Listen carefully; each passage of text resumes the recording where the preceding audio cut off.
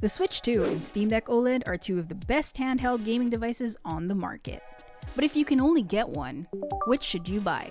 Let's have a look at how these two devices stack up head to head. Front and center of every handheld gaming device is its display. The Switch 2 features a 7.9-inch 1080p LCD display with a 120Hz refresh rate. On the other hand, the Steam Deck OLED display is only 7.4 inches, only supports a 90Hz refresh rate, and runs at a max resolution of only 1280 by 800. Don't let these specs fool you, because the big difference here is the image quality of OLED versus LCD panels. The Steam Deck's OLED display is significantly brighter, has a deeper contrast, and better HDR performance. The next major consideration is performance, most especially battery life. The Switch 2 is powered by an NVIDIA ARM processor, which supports ray tracing and DLSS, while the Steam Deck OLED uses an AMD x86 processor. This means that the Switch 2 is more power efficient, leveraging its DLSS upscaling, but the Steam Deck has more raw power and is compatible with more games. What this means is the Steam Deck OLED performs better, but at the cost of a shorter battery life.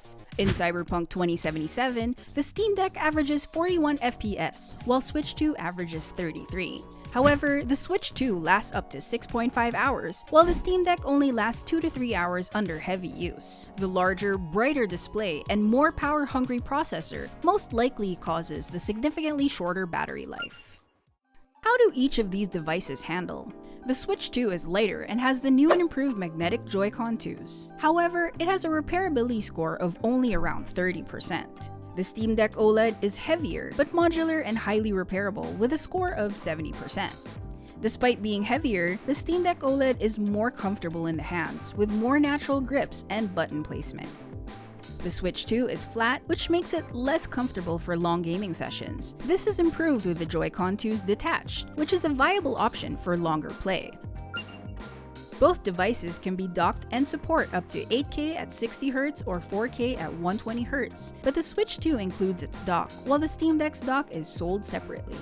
Combined with the detachable Joy-Con 2s, the Switch 2 can be used as a console right out of the box, while the Steam Deck requires buying the dock and controllers.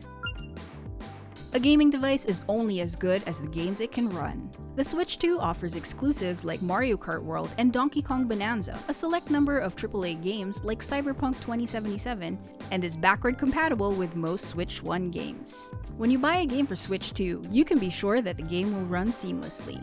The Steam Deck has access to over 100,000 games via Steam, not to mention mods and emulators. The Steam Deck also has the added benefit of Steam's regular sales and discounts. However, many games won't run perfectly, and some games won't run at all, especially those that require an anti-cheat that isn't supported on Steam OS. Other games require tweaking settings to make them run smoothly. The Steam Deck OLED is priced at just under 35,000 pesos for the 512GB model, while the 1TB model costs just over 41,500 pesos. The Switch 2, on the other hand, is priced at just under 29,000 pesos for the standalone device, and about 31,000 pesos bundled with Mario Kart World. These prices are based on the DataBlitz online store, but prices are similar at most other major retailers around the country. While both are handheld gaming devices, it's clear that the Switch 2 and Steam Deck are made for two very different audiences.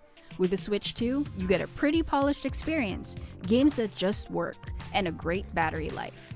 With the Steam Deck, you get raw power and access to a massive library, but compatibility varies from game to game.